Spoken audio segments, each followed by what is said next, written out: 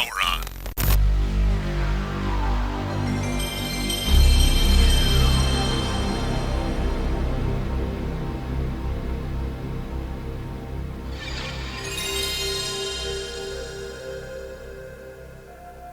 Woo! To this day, when I hear that sound, I almost want to call it an opening sound. And you know what it is, not just by the title of this episode, but you know what it is when you hear it. It's one of those things almost like in classic versions of Windows, the operating system. Like say Windows 95, or no, it was up to like Windows 2000, where they had the Utopia sound scheme, where I'd always hear that, and it's just like, man, that really does sound like the future. That is a sound that sounds like the future. And speaking of sound, of course, your ears are getting filled with the best in professional podcasting, baby. It is the Golden Stallion, the man of tomorrow's Habzu, the rated R radio star, here for another little special, what we call Zomia 1 Underground Specials in the Sovryn Tech feed, where, well, in this case, we're going to cover... Yeah, I feel like a lot of us, I'm not one of them, I wish I was, but a lot of us have a lot of extra time on our hands these days. And I have been recording a series, and it's always been a debate as to when I was going to release which one, not in any specific order. But I've been recording a series of specials that are basically updating the greatest games for classic video game consoles in 2020, since maybe now some people actually have the time to get some of these in. And as you could tell by that opening sound, we are talking about none other than the PlayStation 1, a system that, while I could go over the history of the PlayStation, I don't really need to. In fact, I recently watched a documentary, which was just about 3 hours long. I imagine when it comes out on disc, there'll probably be a bunch of bonus features and it'll add up to like 6 hours. But speaking of series, there is a documentary series called From Bedrooms to Billions. The first one that I saw was a couple years ago. I think it was the Amiga years, which that was fairly well done. And then they just came out with the PlayStation Revolution. That's the latest in the From Bedrooms to Billions series. And I watched this, and it definitely gives you the most in-depth history of the development of the PlayStation to date, going all the way back to, the history that they had with dealing with, Nintendo, of course, which people remember when the PlayStation was supposed to be somewhat of an add-on, right, for the Super Nintendo, or how it was a separate unit. Now we have, or, there are prototypes of that separate unit, or at least one that somebody has in their private collection now, after it was found. And then, of course, or supposedly now, my understanding is that they did have some dealings with Sega. I was not really aware of that. But Sony entering the video game industry, is certainly worthy of a 3-hour documentary. It's certainly worthy of me talking about on Sovryn Tech because, pun intended, it did change the game in many ways. In fact, while I don't think it's unfair to say that Sega, with both the Genesis and really the Saturn as well, they were pushing very hard to, get rid of the stigma that video games are for kids. And this is to say nothing of what was being done on PC. That's a whole other realm that people don't exactly like to talk about for some reason. Granted, they did do they did about a documentary about the Amiga, but anyway, the PlayStation, while I think Sega successfully pulled off making games far more mature, not just around Night Trap either, but Sony built a very real culture,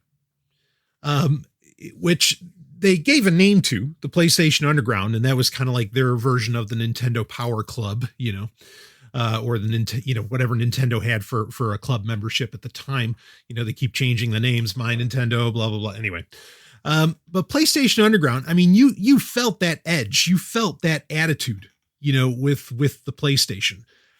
And it did end up, the documentary itself, by the way, that I was talking about, what were my thoughts on it? I was thinking about reviewing it on Sovryn Tech, but there's not a whole ton to say about it. It's pretty good.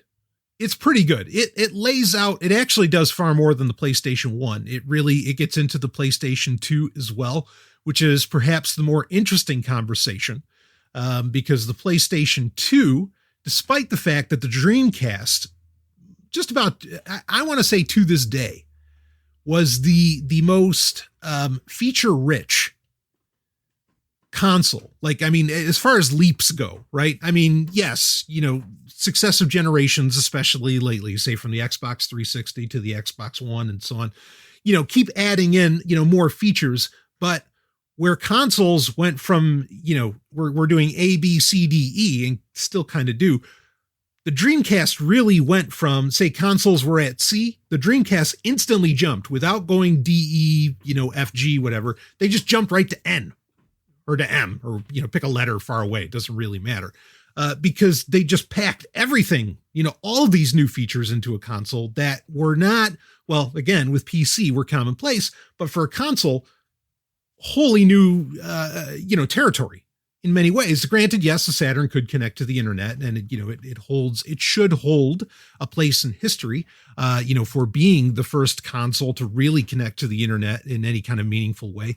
The Dreamcast was definitely trying to take that to the next level amongst a bunch of other ideas. I mean, it was just an absolute leap in feature richness, if that's a term that I can use. Now, I'm sure Sega felt that it needed to be, because Sega had to feel that they were taking on, and this has been Sega's, and hell, I've never published it. I've written an entire book around the history of Sega. Some people have seen it and read bits of it, but one of the chief premises of that book that I wrote is that Sega's failure is that they were basically always reacting. They were always trying to outdo more or less the previous generation. And that always fucked them up. Like the Dreamcast really was competing against the PlayStation 1. PlayStation 2 and Xbox comes around and they wipe the floor with it. I'm not saying that they should have, but they did. Even though it is a next-gen system, again, what Sega felt like was their competition was really the PlayStation 1.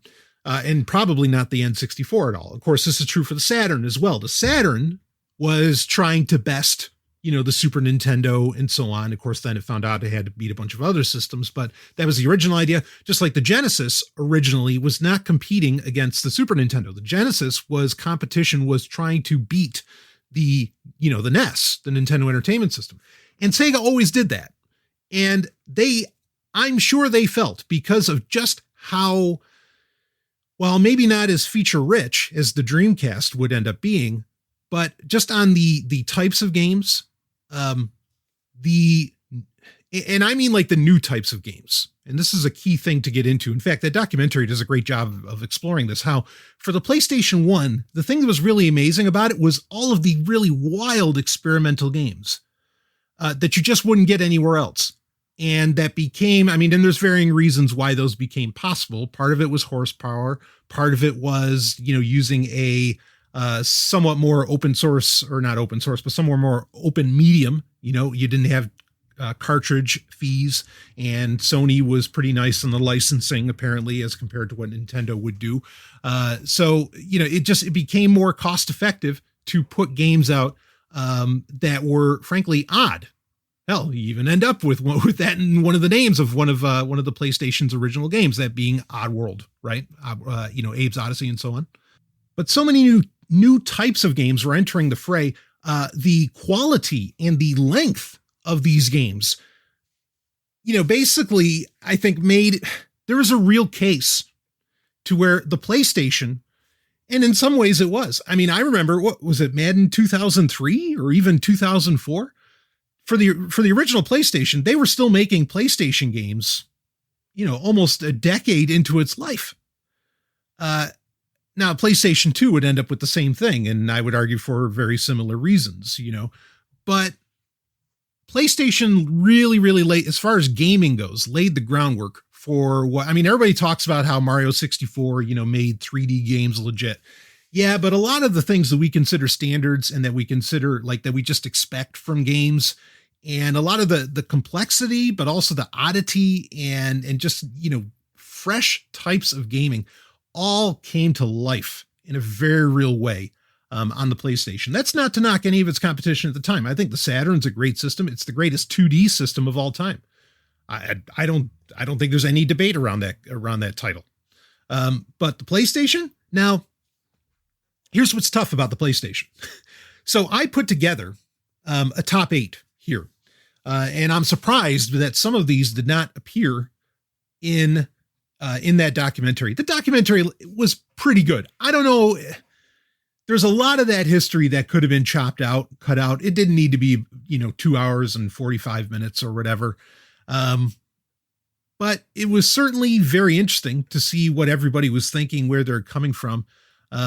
There's stuff that I really like. They could have spent an entire hour just talking to the developers at Psygnosis. Now they talked to Psygnosis, and how they were one of like the early acquisitions that Sony had ever engaged in, which was unheard of in many ways at the time. That was kind of interesting, but I mean, there's so much more that they could have talked about. There should have been conversations around Sledstorm. There are a lot of really, really classic games that should have been in that conversation to talk about how they just changed all expectations around video gaming and in a very real way, made video gaming grow up. So it's a good documentary. I wouldn't call it great.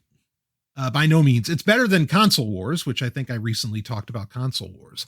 It's certainly better than that, but I mean, if you got some 3 hours, part of the problem too is that a lot of it, I mean, and it's not a problem. I think it's a good thing, that there are subtitles because they talk to a lot of Japanese developers and they don't dub them. You got to read the subtitles, which is fine. And actually I think a great thing, but you can't really listen to it in the background unless of course, Japanese and, then maybe you can, but that's, it's something that you really have to actually pay attention to. And I don't know that it's worth 3 hours of your time.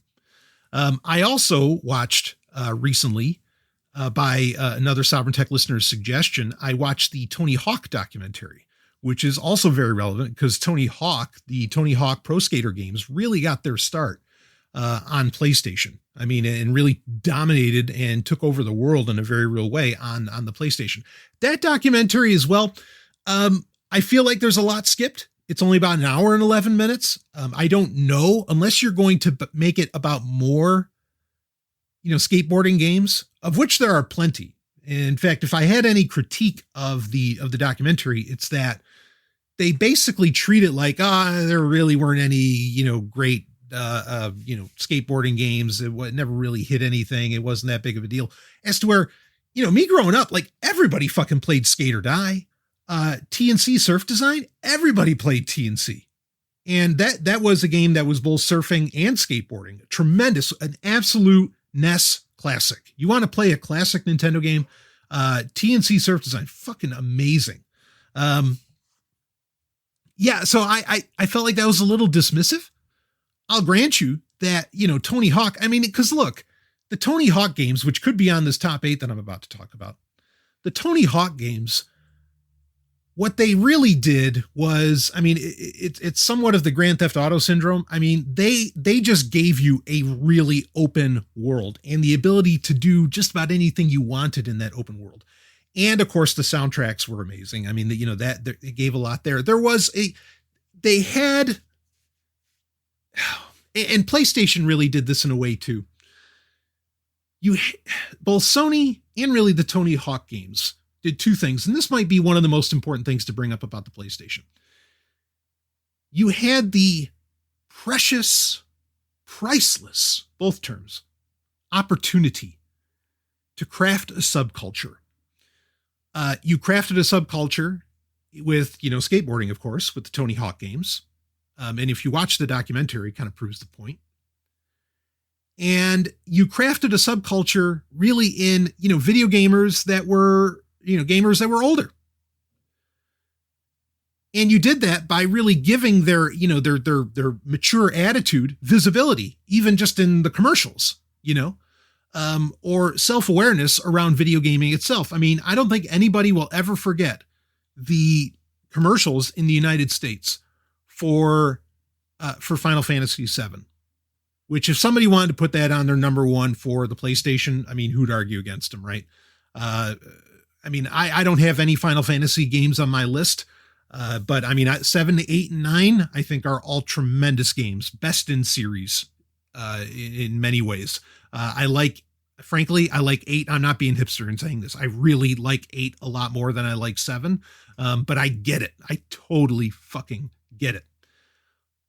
But PlayStation was able to basically like create the attitude and the culture. And they really did, around like what do gamers play? What in many ways, what do they look like? A lot of the, the more extreme attitudes and everything that Sony was putting on display in, in a lot of commercials. Oh, that's what I was going to say. Yes. So the Final Fantasy VII commercial, it's like, it's this big epic thing. And then the guy says at the end of it, it's like, and if if anything bad happens, you can always hit the reset button. And it was this self-awareness of, not just trying to like sell you on the movie of it, but also the understanding that, yeah, you're playing a video game and that hardware has a reset button and you can hit it, and that was powerful. You didn't really get that before with gaming, where it was self-aware of the person playing the game. And it was very much speaking to the person playing the game instead of trying to sell a cinema quality experience to everybody, which there's nothing wrong with that. And same thing would happen with the Crash Bandicoot commercials. Everybody remembers those, where he was going up to the Nintendo of America building, and it's like, your days are numbered, man, and all that stuff. Yes. Also, Sega was crafting a more badass attitude with the Sega Stream and all that previously, starting with the Genesis, and so on. But PlayStation really took it to a next level, where they really spoke to you as the more grown up gamer, or the teenager, which even that would be more grown up, because again, even at that time, people thought that the average age of the gamer was 8 years old, and no one was speaking to the 18-year-olds, not even Nintendo. So Sega did it kind of first, but Sony really, really didn't beat everybody to the punch, but they certainly had the strongest punch as far as that goes.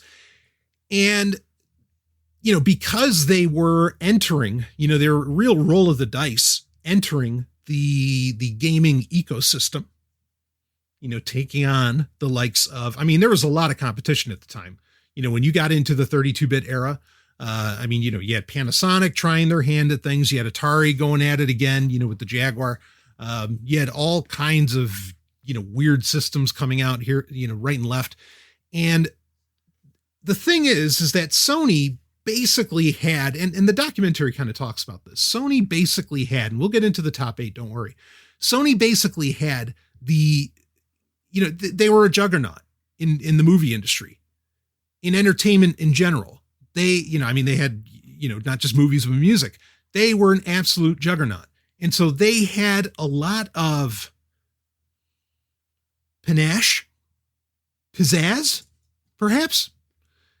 They just had a lot of resources, a lot of flair to pull from, and just, they knew how to craft, they knew how to craft an attitude, and they knew how to make things look like the biggest fucking deal ever, because they'd been doing it forever with movies and music. And so, the marketing machine that Sony had, the very well oiled already, really let them, I think, enter the space, in a very dominant way, very quickly. Of course, they pulled the pricing trick and all that other stuff as well, but it really allowed them to do that. And they knew how to speak to the older audiences that they were going after, because they already had their music business, their movie business, and so on, that for decades, or, for at least over a decade, knew how to do that already. And so they just capitalized on that, to say nothing of the fact that now you had, you could also bring all of that, knowledge and ability in movies and music. You could bring that in because the games were CD based. So you could put on real full motion video. They weren't the first to do that. Sega was, of course, with the Sega CD, and again, PC, whole other animal. But they could bring that in, again, with that flair, that even if you look back, if you look back at like G-Police or something like that, you might think they're poorly acted or something like that. Yeah, but you got to understand, you were playing a video game and you were seeing full motion video. It was like you were playing a movie It worked great for Dragon's Lair, and it worked great again in 96. It worked great again with the PlayStation 1. It was a big deal. No one had done that before. And it just lended to the amazement of what you were about to play. Even if by today's standards, both the acting, the full motion video, the effects, the 3D graphics for the game itself, and so on would be considered substandard. At the time, mind-blowing. Mind-blowing. Video games were not supposed to do that to the average person, or with the average person was not to experience that in a video game. And now they were. And for a not bad price point. In fact, this is another thing I feel like that documentary should have talked about, where the PlayStation was so dominant, was that they got to a point when they started doing their greatest hits line. Again, they don't bother to make mention of this. They talk about when you got the eStore, right? Or when you got, digital releases with the PlayStation 3 and so on, and you could sell games for $15. Yeah, Sony beat everybody to the punch in the 90s. And this is one of the keys as to why the PlayStation brand became so dominant. And I don't think people realize this. Because they were appealing to such a broad demographic and making sure that it wasn't just 8-year-olds buying their system. They had a lot more people, a much larger, customer base. Okay. Because of this customer base, you could sell millions and millions and millions of copies of games. And if you sold just enough games, or, of one game, say in this case, Final Fantasy VII, Sony would re-release it as what they called a greatest hit. Okay. Now, obviously they got this idea from what? From their music business. They would release it as a greatest hit and part of a greatest hits collection, right? And it would have that nice green, if you remember on the CD cases, normally it'd be, PlayStation in black. Now it'd be neon green, or like a toxic green, which is absolutely the beautiful, wonderful color of the 90s. I'm 100% supportive of it. And it would say greatest hits on it. And you could buy a AAA game, a best-selling game, a game that clearly tons of people had played, and you could buy it for $20 instead of 50 or 60. Unheard of. Absolutely unheard of. Yeah, games would get discounted over time, but these were games that would get a push at $20. They weren't in a discount bin. They were, front and center. If anything, a lot of people ask, okay, what did PlayStation do that somehow they were able to, in many ways, best, Nintendo with the Nintendo 64? Well, I would argue that overall, the PlayStation had a larger, they had better games, more better games than the N64 had. The N64 had absolutely great games, no doubt about them. No doubt about it. But the PlayStation 1 did as well, but they had more of them. Okay. For varying reasons. So there's that. Yes. But I think that the greatest hits, which Nintendo would end up, basically everybody in gaming would end up copying the greatest hits model eventually. But when you could walk away with a AAA game for, new release, or not a I should say a new re-release for $20 and the console, people are going to be all over that. Again, that was absolutely unheard of for $20 games because before you'd have, Super Mario Brothers. No, it still costs $50. Legend of Zelda. It came out 6 years ago. It's still going to cost you $50. Now you had where Sony's like, no, $20, take it. Unbelievable. And I think that was, and they had so many games that they could sell at that price. I think that's absolutely what made them the dominant force. Absolutely. And in fact, Sega would never exactly copy that with the Dreamcast. They didn't really get the time, I suppose, because the system only, was only supported for a couple of years. If they did try something a little harder like that, or competed on pricing with games, maybe it could be a different piece of history. But certainly that was a major arrow in Sony's quiver with the PlayStation 1, was the greatest hits line. Again, commonplace now, but back then, oh no, that was absolutely, if there's anything revolutionary, that was. So to get into, why don't we go ahead? We don't need to get into the specs around the PlayStation 1. Like I said, you really should check out that documentary. If you are into that, if you're into the specs around a console and so much more, this is definitely going to break a lot of that down for you, and the history, the silicon and everything. I mean, it's incredible. As far as that goes, you get a lot of those details. There's a lot of things missed, I feel like, in that documentary. And maybe, like I said, when it comes out on disc, all of that'll be there and you'll have those big conversations. They barely spent any time talking about Tomb Raider. Tomb Raider is another game where, yeah, I get it. I understand the importance of Mario 64, but Tomb Raider, for many reasons, had people exploring a fully 3D world and not leaving it. I mean, exploring it in a hypnotic way. It was just, again, you cannot understate just how important Lara Croft is to video games. You cannot. I mean, she belongs in any conversation with Mario, with Solid Snake, with, go down the list of all the big characters that you think of, Master Chief, whoever in gaming. Lara Croft needs to stand next to every single one of them as being just as important. And I mean, especially for getting all kinds of new demographics into video games for a multitude of reasons. Okay. You don't have to get your head in the gutter as to why. You can, but you don't have to. So, and that's another, that whole game series should, I mean, here's the thing, like, it's tough. I could easily put, Tomb Raider 2 on, on my list of top 8 PS1 games. Believe it or not, and maybe at some point, I'll do an expanded list, but, I've been doing top 8s for a while, so we stick with it.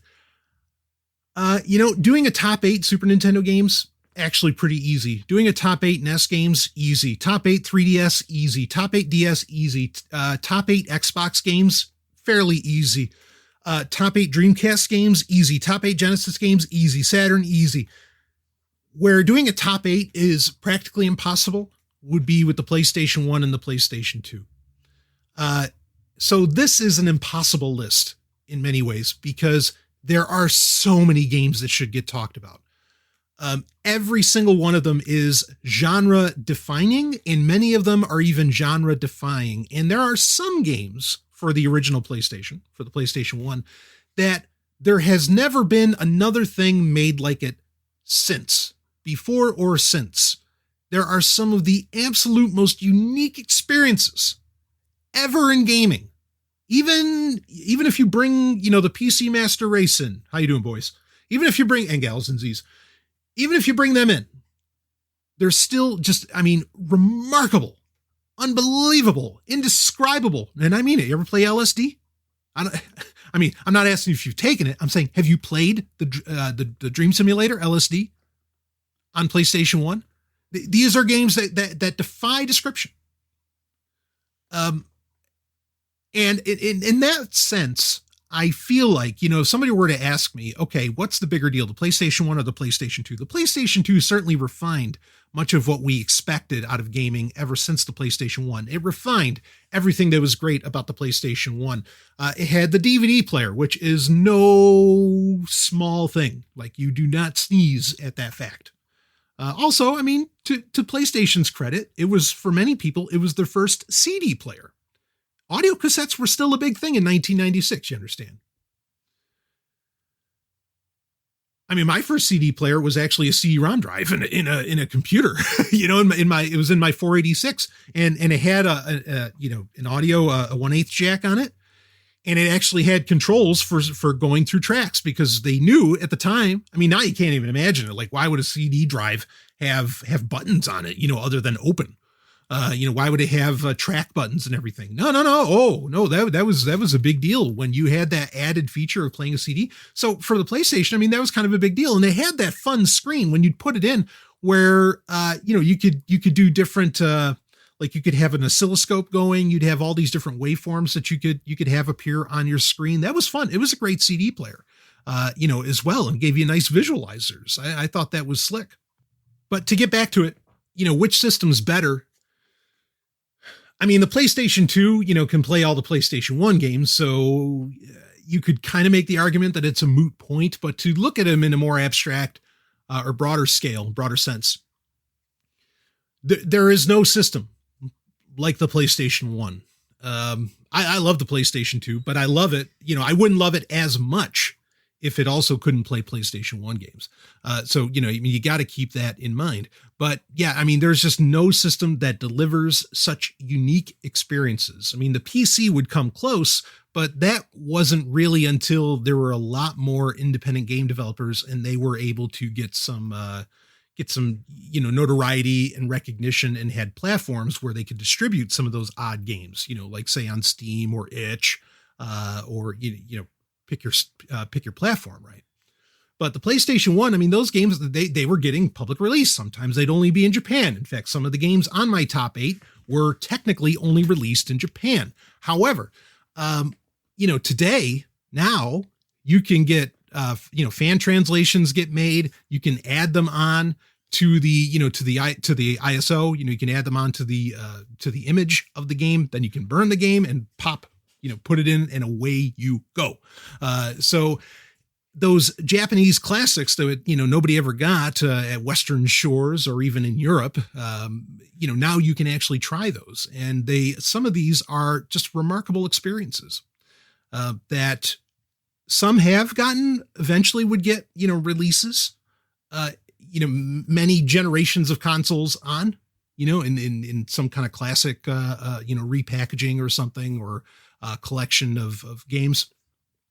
But then some still haven't gotten re-released or had a proper official, English translation or release.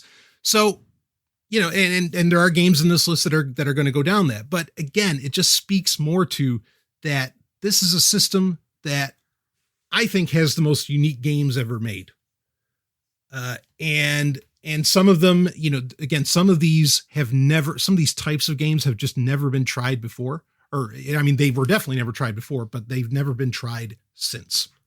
So without further ado, why don't we get into this top 8 and let's talk about some of those games. Going to start this one off. Now, okay, actually, let me start it off with 0. I'm cheating, I know. And there's going to be a ton of honorable mentions. Like I said, it's impossible. It's impossible to do a top 8. You can do a top 8 like best series on the system, but it's impossible to do a top 8. Like there's no Resident Evil games on my list. There should be, but there aren't. Those are games that absolutely, again, pun intended, change the game. Scary. Can you remember the last time, or can you remember even before, say, just in the 16-bit era, 8-bit era? Can you remember when a game like really made you fucking jump? Everybody remembers when the dog comes through the window. That was just a moment in gaming, moment in history. So they're not here, but we'll get into what is. Now, number 0, this is a game, and I didn't put it on this list because I want to put some stuff that maybe people wouldn't necessarily think of. And I've done a PlayStation list before, but again, we're updating for a PlayStation 1 list many years ago. But again, we're updating for 2020 here. And number 0 is a game that it's just shy, in my opinion, of being the greatest game of all time. And that is, and don't let it speak to the rest of the games, because you know what? Because for some people, you even hint at the notion of wrestling, and they instantly think, the conversation has gone down the tubes. Stop. You know nothing about a lot of wrestling fans, the ones that get called smart marks, right? These are often genius, brilliant people who know exactly the reality of wrestling, and that's actually what they love about it. But anyway, in the 90s, of course, while PlayStation was bringing a new attitude, wrestling was as well, up to the point that they now call it the Attitude Era for the WWE. And they came out with a game originally called SmackDown. Okay. And of course, that was like a new wrestling show to augment Monday Night Raw in the 90s. And because of, this is the other important thing about CD-ROM based games or CD based games, is that now, you had close to 700 megabytes of storage, data storage to play with, to take advantage of. Okay. Now a lot of, dare I say most PlayStation games didn't even remotely, come close to taking advantage of all that space. Others end up being 4 or 5 disc releases, right? Think your Final Fantasies, Wing Commanders, and so on. Maybe not 5, but 4 discs anyway, at least, right? Legend of Dragoon, which could have been on this. But anyway, you had all that space. So what SmackDown did was create a very, very easy, not necessarily button mashing, but sort of close. But I mean, if you learn to master it, it becomes more than button mashing, but a very simple control scheme for wrestling games. But it's a simple control scheme that allowed for very impressive presentation in the game. And more importantly, the Create a Superstar was just loaded with what kind of wrestlers you could create. The first SmackDown game was, very well received, a big deal.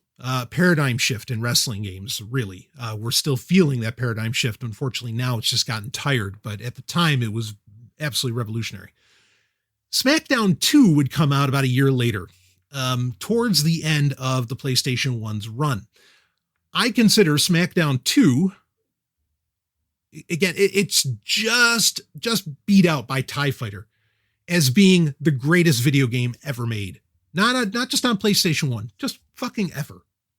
Because you can, the level of detail, even with such simple graphics that you can get to, you can create a character that really looks just like you, or just like somebody you dream up or whatever. I mean, there were so many things you could do with that in the Create a Wrestler, and then you could create the move sets, and you could customize all of that. I mean, they ultimately became, I mean, before then, yeah, I'd play Street Fighter, but before then, Mortal Kombat would really be my, my choice of fighter, a fighting game. But then once you get into how much you can customize with SmackDown 2, you'll almost, at that point in my life, I would never pick up Mortal Kombat again. Because it's just like, no, I get to make me and be in the game, and do all the wrestling stuff that as a wrestling fan at the time, I was very, very, familiar with. So yeah. And again, it all comes down to how much you could jam onto a CD, and you could jam a lot. And the music was there. You could have your own entrance music and also, I mean, not that you could put in custom stuff, but you could put in custom stuff that they already had on the disc. It was fantastic. It definitely made you feel like part of what, of course, they would today call the WWE universe. Just an unbelievable experience. An absolute, what I call lifestyle games, meaning games where you live it when you're playing the game and even outside of the game. And there are very few games that I like to call lifestyle games. I'm not talking about like Fortnite and all that stuff, even though I suppose on my dictionary definition of the term, they would fit. TIE Fighter is that I consider a lifestyle game where you live and breathe that.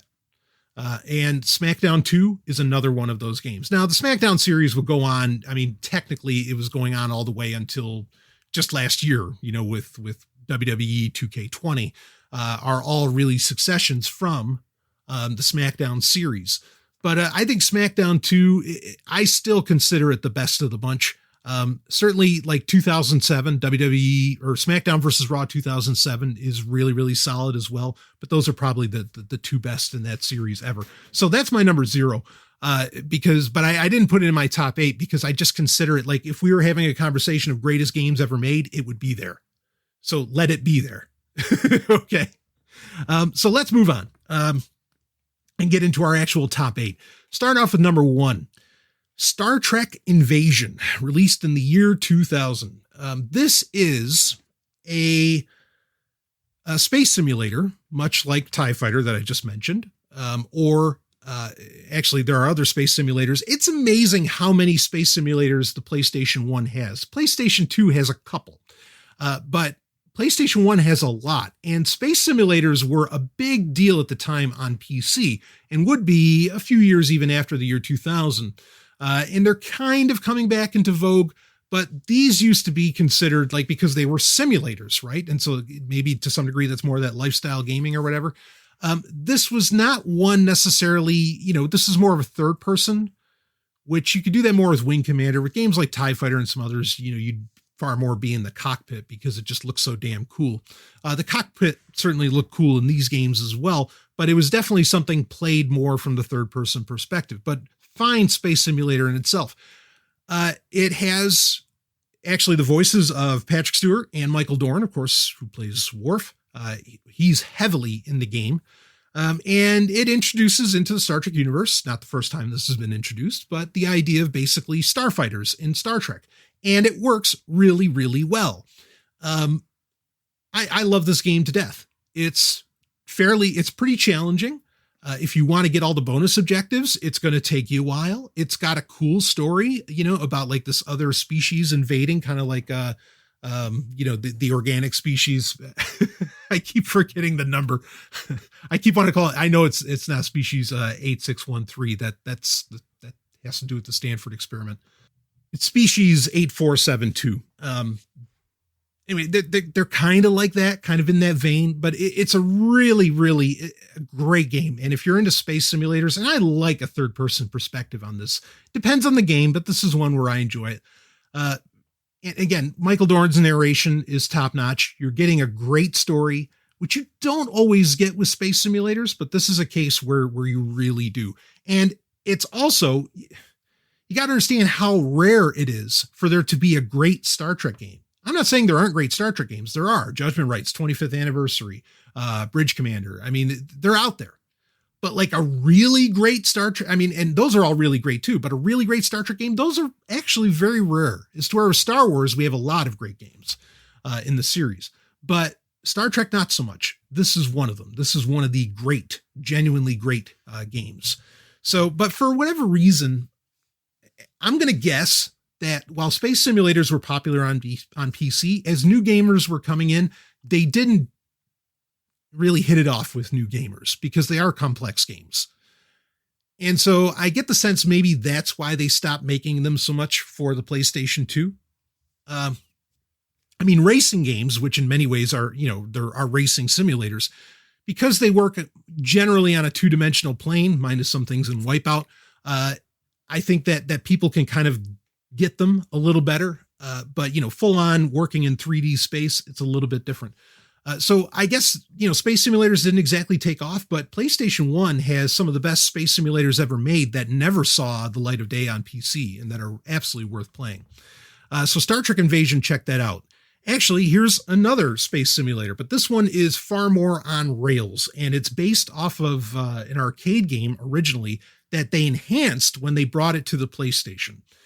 So this is my number 2 pick, and that's Starblade Alpha, which originally came out in 1991, but would get a re-release. And basically, before this was even really a thing, got a full remastering and expansion when it got released for the PlayStation 1.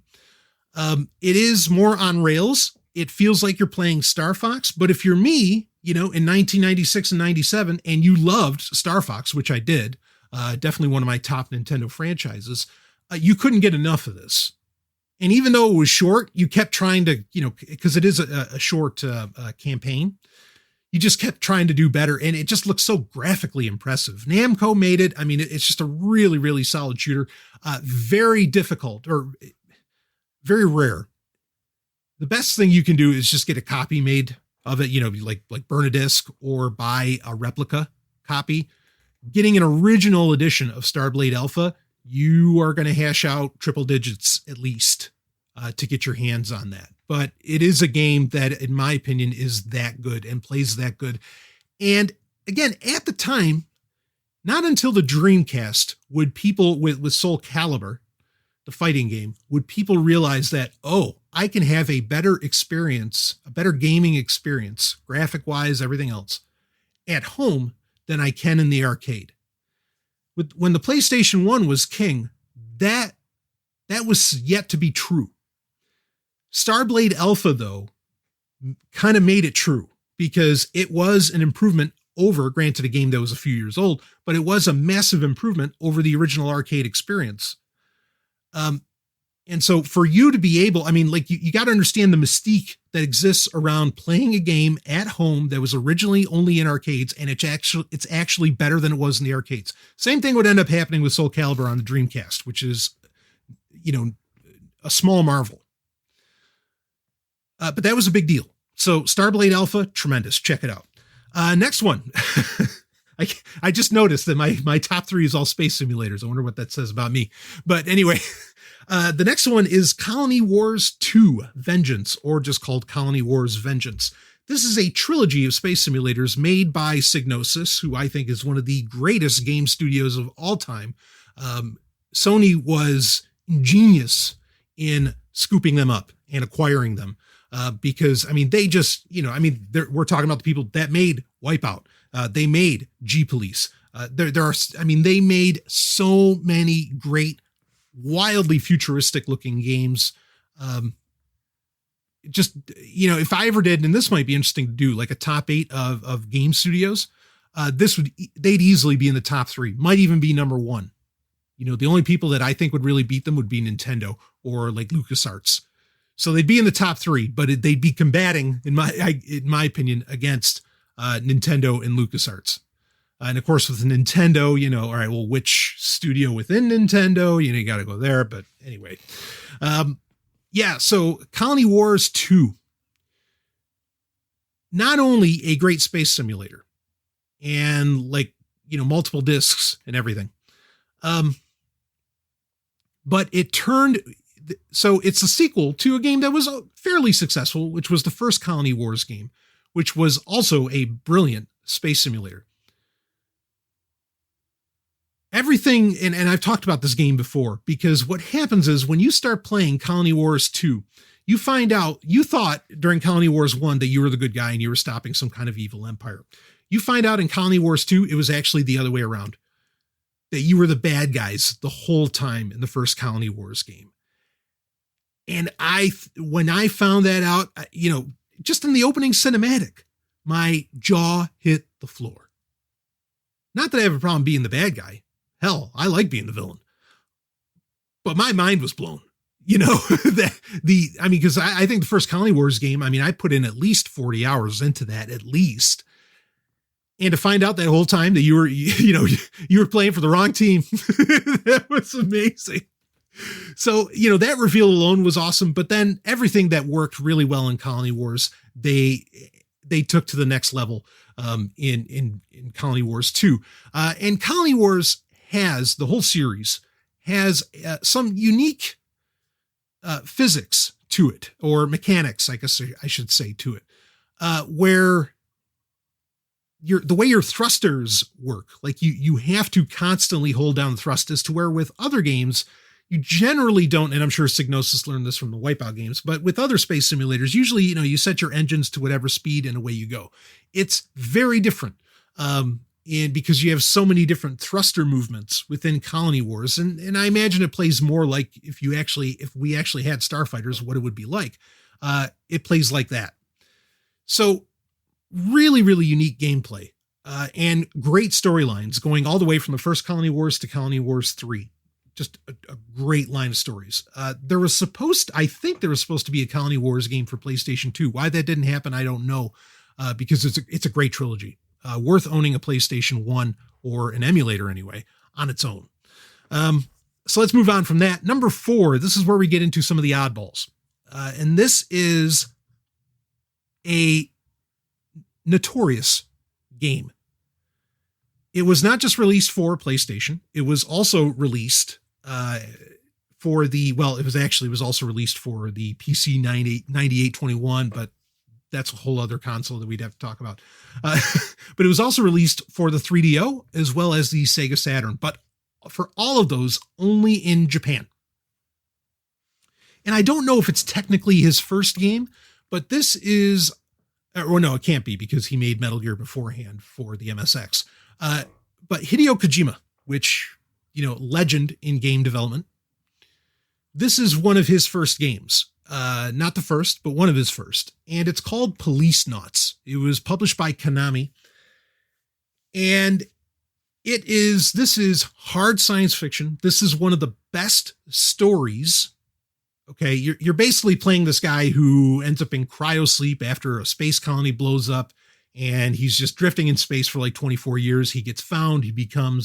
Um, he becomes like this, like a cop in LA, or a detective in LA, and he's looking into what happened to his, to his ex-wife and her husband's disappearance. I don't want to give anything away. It's an incredible story. And again, everything about it, I mean, so it has a very anime flair, but everything about it, I mean, this is hard science fiction, and you don't get that a whole lot, especially in console games where it's like hard science fiction. It is here. It's a perfect game. Double disc, you can, again, it's normally only in Japanese. You can get the fan translation version of it. Not hard to find at all online, I assure you. And you can rock it in an emulator, or you can burn it and, play it on a modded PS2 or PS1. And it is worth your time. I don't know why there's got to be some kind of rights issue. I can't imagine why this game hasn't been re-released. To the best of my knowledge, it has never been re-released. If you somehow know that it has, please let me know. But I'm basically 100% certain this has never been re-released, because there's some games that I find out, oh, actually they re-released it for, on the PlayStation Network for the PS4. This is not one of those cases, but hot damn, it should be. So check that out. Policenauts, from 1996. I mean, almost a launch title for the PlayStation 1. Number 5, let's move on. I want to wrap this baby up within about an hour. Number 5, Ark the Lad Collection. Now I'm doing the collection. It's even more than a trilogy. Ark the Lad was original. So this is a game series, and it's an anime. It's also a manga. It's all over the place. It is a major franchise that just a lot of people don't realize. It is right up there with Dragon Quest, Final Fantasy, go down the list of them. But this is like the one that people just, I don't know, whatever, don't think of. And a lot of Americans missed, kind of like Lunar, right? Silver Star Story and so on. Certainly those could be, even though they weren't just PlayStation exclusives, they could also be on here. The Ark the Lad Collection was the first way that Americans got to play Ark the Lad. And what it did on the PlayStation 1 was, I don't know that it's unique. It might be, but I thought it was pretty revolutionary. So it was a huge box set that you got for like $90. Totally worth it though. You have hundreds of hours of gameplay here. It came with all 3 games. Then it also came with a monster tournament game. And then it had like a making of disc, because Working Designs, the game studio, they would do these like gorgeous releases of these, Japanese classics, in America, where they come with posters and these hardcover books and everything. It was really amazing. Long before limited run games or any of these companies, were a gleam in anybody's eye. But what was really unique, so it's a good story with Ark the Lad. I mean, it's kind of your standard JRPG fare. I'm not going to, lie about that. But what was unique was that if you had the save game on your PlayStation 1 memory card, remember memory cards? If you had the save game from the PlayStation 1, you could save all of your stats or from Ark the Lad 1. You could save them all for the characters when they return in Ark the Lad 2. And then you could do the same thing going into Ark the Lad 3. And so basically, it wasn't like, when you finished Ark the Lad 1 and then you go to play Ark the Lad 2, you weren't really starting from scratch. Not entirely anyway. And everything you did in a previous game carried over. And I just, like, when I read that, I remember reading it on the back of the box. I mean, the box was eye-catching on its own, but I remember reading that on the back of the box and just saying, oh, that is so cool. That what you do, what you spend hours, say 40, 50 hours, whatever, in one game, which again, if you're in school and you only have a couple hours or however much a night, that adds up to, quite a few days, if not months. To be able to carry over all that hard work into the sequel. Amazing. Just amazing. But it's also a really, really well done game in itself. And it's a great story. Not terribly cliche. There are JRPG conventions I don't mean conventions that you go to. I mean conventions, within like the story and gameplay. And some of those are there. But I think that overall, I mean, the Arc the Lad series is way, way up there as far as JRPG series goes. For me, they would have other games for the PlayStation 2. Obviously, you can't use save games from the PlayStation 1 for the PlayStation 2 games. That would have been amazing, but they were completely different characters anyway. But that original Arc the Lad trilogy is just incredible. Again, a great story, great stuff, a lot funny. That's an amazing thing too. Very funny. Like some of the characters in it, like Pico and so on. I mean, just hilarious. But also everything that's going on is also very serious. But the fact that you could carry it on, and what was really amazing, and this also was a stark contrast to what Final Fantasy was doing at the time. Because at the time, most Final Fantasy games, they didn't carry over from each other, right? Like the storylines didn't carry over. They were completely separate storylines, completely different worlds most of the time and everything, not until you get into, Final Fantasy IV, the after years, whatever. But with Arc the Lad, the direct correlation where when Arc appears again, kind of giving stuff away, I guess, but when he appears again in Arc the Lad 2, you're just like, oh yeah, here comes the hero, baby. And you're so excited. But again, not only because of that, but also because all the stats and everything that you gave Arc the Lad in the first game, he's coming into the game with. Fuck yeah. Oh, I mean, that was such a nifty trick. Such a nifty trick to do with the game saves. I mean, I got to give them a lot of credit for that. I don't know how exactly they pulled that off. Granted, the way the story is told, makes it really viable, but damn, nice move. And I don't know many games that have really done anything quite like that since. And what a shame, because I mean, I don't know, it just makes you want to play the rest. It makes you want to play the other games in the series. So yeah, Arc the Lad collection from 2002. Obviously that was towards the end of the PlayStation 1's life, but going out with a fucking bang, no doubt about it. And I've said this many times that for most consoles, the best games come out at the beginning and the end of the console life. There's good stuff that comes out in between, no doubt, and great stuff, in fact. But, the amazing stuff is, okay, what is introducing you to what this console can do? But then also, how far could it be pushed? And you get that at the end. And that's where you end up with just some of the absolute gems of any console. Let's go to number 6, Gradius Gaiden or Gaiden or whatever, however you want to pronounce it. This is a game. Now this has been re-released. It was re-released. There is a Gradius pack for the PlayStation Portable, which, by the way, side note, the PlayStation Vita might be the best way to play PlayStation 1 games outside of having a modded PlayStation 2. And even then, it might be better than that because of the portable factor, but having, basically this, a great control scheme, which the PS Vita does have. Look into that if you want, folks. I mean, it's a brilliant way to go about it. Anyway, so this game would be included in a re-release pack for the PlayStation Portable, which would also have Gradius 1 through 4. Gradius Gaiden, so first off, Gradius, in my top 3 game franchises of all time. Basically, if there's a Gradius game for any system, it's probably going to end up in the top 8. I mean, preview. If I ever get into when I get into a PlayStation 2 top 8, Gradius 5 is instantly on that list. Might even be number 1.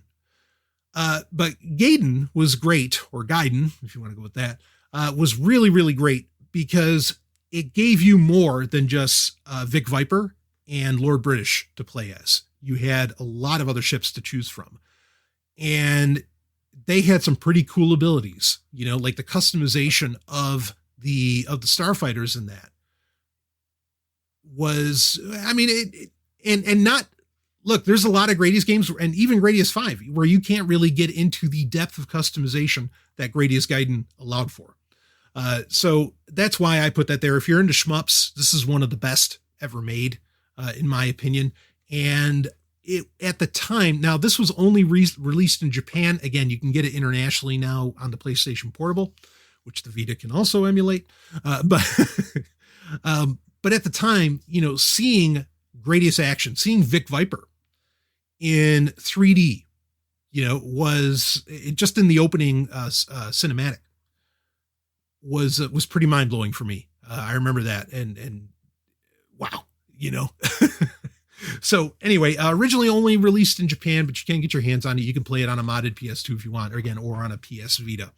Let's go to number 7. Number 7, this is another one of my top franchises. Legacy of Kain. Now, there were 2 games, and a lot of people don't know this. There were 2 games released in the Legacy of Kain series, a series that really deserves a proper ending. It ended in, was it Defiance? For the PlayStation 2 with a cliffhanger. It needs an ending, for fuck's sake. But there are actually 2 games in the series on the PlayStation 1. There was Blood Omen, which is the first one, which came out in 1996, which is this, you know, kind of a top-down. I mean, it had a lot of like 3D cinematics in between, not full motion video, but, you know, 3D graphic cinematics. And tremendous voice actors in it. In fact, I think, was Rene Auberjonois on that, or he was in the later ones? Anyway, it has a huge storyline and a lot of really cool stuff in it. Blood Omen is a good game, but a lot of people, I think, skipped Blood Omen, but went back to it after they played the game that came out 3 years later in the series, and that is Soul Reaver. Soul Reaver, of course, starting the story of Raziel, another one of those, you know, really, really big deal characters, right? I think that doesn't get enough due, you know, that belongs up there with your Lara Crofts, you know, and so on. Soul Reaver, everybody's really excited for that. It had such unique ideas around it, like the concept that in Soul Reaver, you don't actually die, you just end up like in an upside down world. It was really pulling off Stranger Things, 15 years before Stranger Things, you know, was the shit in somebody's toilet at Netflix. So, you know, I mean, just very unique mechanics with that. Like the gliding mechanic where you had like broken wings that you could kind of glide on, sort of like MDK, those games, another great PlayStation game. Yeah, I mean, it made for, and the storyline and the music and the overall presentation in Soul Reaver, like the opening sequence for a Soul Reaver, I know so many people that can quote that by heart. And when people found out, hey, actually, like this whole Legacy of Kain thing, there was a game where you got to play Kain, and it's called Blood Omen. And then everybody went back. So it's tough to say, was Blood Omen actually a great game? Or do people think it's great because it was telling the backstory to a genuinely great game like Soul Reaver? And so I'm not going to give Blood Omen it's going to share the spot with Soul Reaver, because one game, I mean, you can play Soul Reaver without playing Blood Omen, but you definitely want to play Blood Omen after you play Soul Reaver.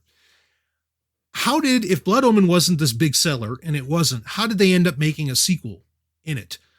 It's important to understand, and you kind of get a glimpse of this in that Bedrooms to Billions documentary about the PlayStation that I mentioned at the top of this. You find out, and I mean, I think some people already knew this even in the 90s, but there were a lot of people at the time a lot of developers who were really just filmmakers, or wannabe filmmakers, or even authors. And they saw in video games, especially in the capabilities of the PlayStation 1, they saw the ability to tell their stories in interesting action games. Oddworld is one such case of this. And I think even if a game didn't do super well, you still had these developers, or these writers, effectively, making great relationships with developers, coming into them with these great, these sprawling stories. And the developer would be like, even if the first game didn't go, it's like, okay, yeah, you got an interesting story here. Can we make it just pick up and people don't have to play the previous one? But it gives us like a little sense of history that we can take on, especially since the PlayStation 1 was a first generation console for Sony, taking on, companies like Sega and Nintendo that already had, a decade or so behind them. Yeah, that was an important thing for them to have. And so in creating universes, which, Sony was definitely trying to do with a lot of PlayStation 1 series, they went with it. And so that's how these kinds of things could end up happening. And I'm so glad they did, because then when you get the PlayStation 2 and you get Soul Reaver 2, you get Blood Omen 2, you get Defiance. I mean, the storylines alone in those games are just, I mean, great games in and of themselves, but the storylines alone are fucking amazing in that. So Legacy of Kain, got to give it to them there. Tomb Raider could have sat in this slot as well. In some ways, I feel like they're two sides of the same coin, like a dark and a light side there. And made by the same company too, Eidos Interactive, and Crystal Dynamics and so on. But anyway, so Legacy of Kain, Blood Omen, and Soul Reaver, that's in my number 7 slot. Let's go to number 8. And this could easily have been number 1. This is another one. It's not exactly a lifestyle game, but it was a game that I played and I fell so in love with the characters that I would spend many an hour, many a day imagining, thinking about what were these characters doing right now. Even though I wasn't playing the game wasn't turned on. Actually, that's not true, because to get certain unlockables, you had to leave the game on running for like 24 hours or something. So sometimes it was at home. And I don't know if that's what got me started thinking down that train of thought of what are the characters doing now? But that's how much I love these characters. Not that they have really complex storylines in it either. But, I mentioned Soul Calibur earlier. That whole series got its start with a game called, in arcades, it was called Soul Edge. But in North America on the PlayStation 1, it was called Soul Blade. And it is a fighting game by Namco. It shares a character in Yoshimitsu from... the series would share a character in Yoshimitsu from the Tekken games, also made by Namco. Tekken 3, yes, of course, that could be on this list. It's not, but it could have been. Soul Blade, the whole presentation, the adding in of weapons is something that put it a little above and beyond Mortal Kombat and Street Fighter, and it made it something special. The speed of the game, and it does have speed. And the way that the 3D graphics, and again, it was another case where the arcade was coming home.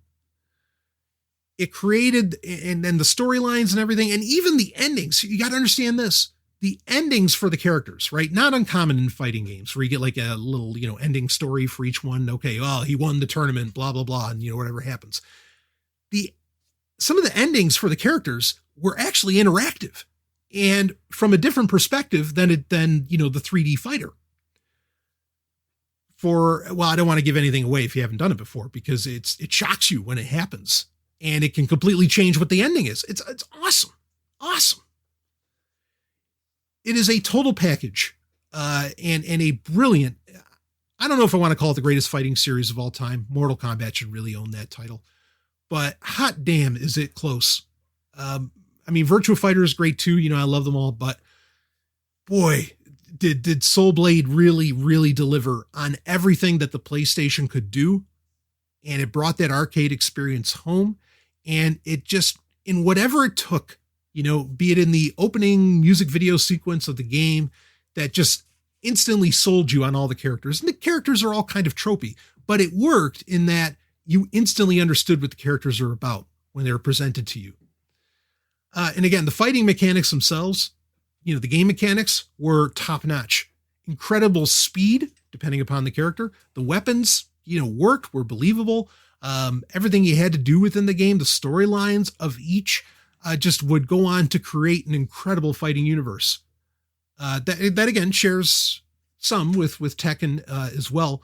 Namco, boy, they were top of their game. They, pun intended, they knew what they were doing right here. And best, SmackDown 2, if you want to call that a brawler or wrestling game or whatever, you don't have to count it.